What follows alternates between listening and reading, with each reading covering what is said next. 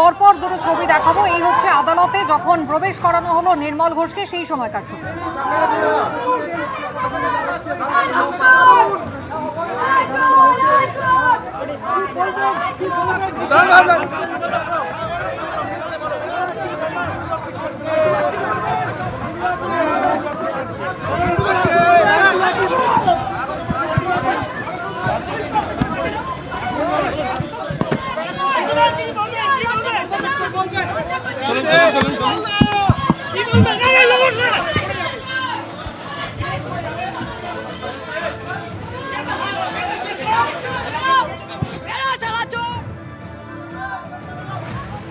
পানিহাটির প্রাক্তন তৃণমূল বিধায়ক নির্মল ঘোষ, তাকে কিন্তু এইভাবেই আজকে ব্যারাকপুর মহকুমা আদালতে পৌঁছে দেওয়া হলো।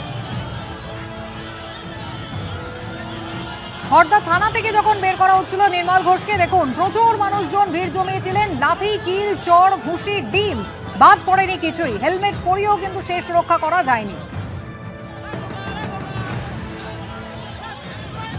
এই হচ্ছে থানা থেকে বের করার মুহূর্তের ছবি।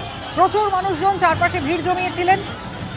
আর এইভাবে জুতোর মালা থেকে শুরু করে একেবারে চড়, লাথি পড়লো, তার উপরে ইট ছোড়া, ডিম ছোড়া হলো, কাদা পর্যন্ত ছোড়া হলো নির্মল ঘোষকে লক্ষ্য করে।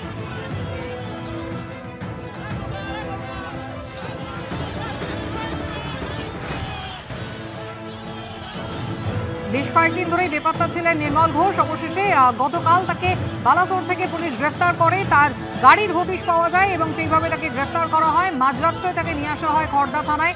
সেখানেই তাকে লকআপে রাখা হয়েছিল। কিছুক্ষণ আগে তাকে ব্যারাকপুর মহকুমা আদালতে পেশ করার সময় এইভাবে বিক্ষোভের মুখে পড়লেন নির্মল ঘোষ।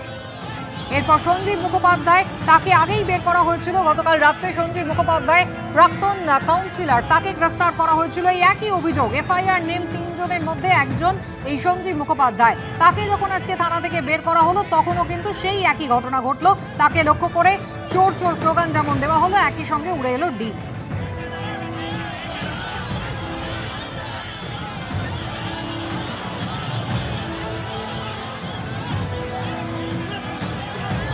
খড়দা থানা থেকে বের করে দুজনকেই নিয়ে যাওয়া হলো ব্যারাকপুর মহকুমা আদালতে। আর যখন পুলিশ ভ্যান থেকে নামানো হলো দুজনকে লক্ষ্য করেই কিন্তু একেবারে বিক্ষোভ দেখাতে শুরু করলো সেখানে জমায়েত হয়ে থাকা জনতা।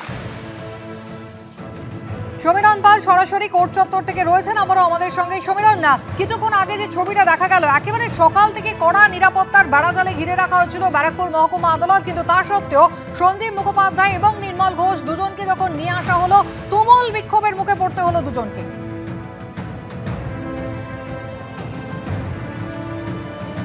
একেবারে কুসুমিতা, প্রথমে নির্মল ঘোষকে নামানো হয় প্রিজন ভ্যানে এবং প্রিজন ভ্যান থেকে অনেকটা পথ হাঁটিয়ে তাকে নিয়ে আসা হয় কোর্ট লকআপে। নিয়ে আসার সময় তাকে উদ্দেশ্য করে চোর স্লোগান দেওয়া হয়। নির্মল ঘোষ তাকে যখন প্রিজন ভ্যান থেকে বার করেছে, তার পাঞ্জাবিতে কাদা লাগানো অবস্থায়, যেখানে খড়দা থানায় যখন তাকে থানার লকআপ থেকে যখন প্রিজন ভ্যানে তোলা হচ্ছিল, তাকে লক্ষ্য করে কাদা, ডিম, জুতো ছোড়া হয়। সেই কাদার দাগ রয়েছে স্পষ্ট এবং নির্মল ঘোষ রীতিমতো বিধ্বস্ত। সেই সময় পুলিশের কড়া বেষ্টনীতে যখন কোর্ট লকআপে নিয়ে যাওয়া হচ্ছে, তখন তাকে উদ্দেশ্য করে চোর স্লোগান, গালিগালাজ উড়ে এলো। এবং আমি তরুণকে দেখাতে বলবো, এই সেই লকআপ, এই লকআপের সামনে কড়া পুলিশি প্রহরা রয়েছে।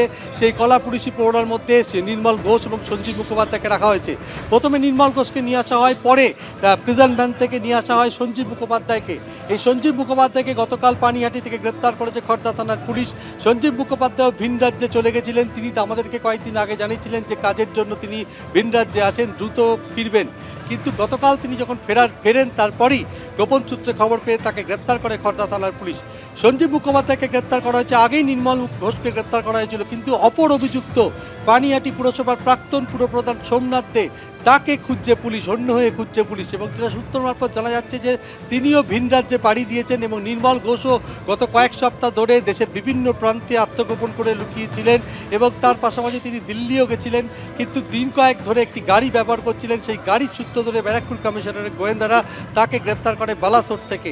এবং সেখান থেকে আজকে গভীর রাতে তাকে নিয়ে আসা হয় খড়দা থানার লকআপে। এবং সেখান থেকে কিছুক্ষণ আগে প্রবল বিক্ষোভের মুখে পড়েন নির্মল ঘোষ এবং তাকে লক্ষ্য করে কাদা ছোড়া হয়, ডিম ছোড়া হয়, জুতো ছোড়া হয় এবং সেই ঘটনার পর কিছুক্ষণ আগে তাকে ব্যারাকপুর আদালতে নিয়ে আসা হয়, ব্যারাকপুর মহকুমা আদালতে, এবং পুলিশের পক্ষ থেকে তাকে আজকে পেশ করা হবে ব্যারাকপুর মহকুমা আদালতে এবং নিজেদের হেফাজতে চেয়ে 14 দিনের হেফাজতে চেয়ে আবেদন জানানো হবে। কেন নিজেদের হেফাজতে চাইছে পুলিশ? কেননা অভয়ের বাবা যে অভিযোগ দায়ের করেছেন গত 11 তারিখ খর্দা থানায়, সেখানে স্পষ্ট বলা হয়েছে যে পানিহাটি শ্মশানে তড়িঘড়ি অভয়ার দেহ সৎকার করা হয়েছিল। তাদের পরিবারের লোক সদস্যদেরকে হুমকির মুখে পড়তে হয়েছিল নির্মল ঘোষ এবং তার অনুগামী তৃণমূল কর্মীদের কাছ থেকে, এবং তাদের দেহ তাদের বাড়ি থেকে তাদের অনুমতি ছাড়াই সৎকারের জন্য শ্মশানে নিয়ে যাওয়া হয় এবং শ্মশানে দুটি দেহের আগে তড়িঘড়ি সৎকার করে দেওয়া হয়। এমনকি যে শ্মশানের যে নথিপত্র রয়েছে সেখানে স্পষ্ট দেখা যায় যে সঞ্জীব মুখোপাধ্যায় স্বাক্ষর করেছেন, এবং সেই ঘটনার দিন কয়েকের মধ্যেই অভয়ের বাবা মা অভিযোগ করেছিলেন যে তাদের না জানিয়ে তিনি সই করেছিলেন। সঞ্জীব মুখোপাধ্যায় তাদের প্রতিবেশী ও প্রাক্তন কাউন্সিলর, এবং তার যে ভূমিকা, এবং তিনি প্রাক্তন বিধায়ক নির্মল ঘোষের নির্দেশে এই কাজ করেছিলেন, এবং অভয়ের মা অভিযোগ করেছিলেন যে সৎকার সম্পন্ন হয়ে যাওয়ার পর ওয়েল ডান বলে তার পিঠ চাপড়ে দিয়েছিলেন প্রাক্তন তৃণমূল বিধায়ক নির্মল ঘোষ। অপর যিনি সোমনাথ দে, তিনিও আরজিকর মেডিকেল কলেজ হাসপাতালে সেদিন দুপুরে পৌঁছে যান। দেহ ময়নাতদন্ত করার পর যে সব্বাই গাড়ি, সেই গাড়িতে করেই তিনি অভয়ের বাড়িতে আসেন এবং সেখান থেকে শ্মশানে যান। এদের ভূমিকা কি নিজেদের হেফাজতে নিয়ে জিজ্ঞাসাবাদ করবে এবং প্রয়োজনে এদের ঘটনাস্থলে নিয়ে গিয়ে ঘটনার পুনর্নির্মাণ করা হবে। এখন সোমনাথ দেখেই হন্যে হয়ে খুঁজছে পুলিশ এবং তাকে গ্রেপ্তার করা সম্ভব হবে বলে পুলিশ সূত্রে জানানো হচ্ছে। কুসুমিতা, একেবারেই তুমি আমাদের সঙ্গে থাকো সমীরণ। এবিপি আনন্দ, এগিয়ে থাকে, এগিয়ে রাখে।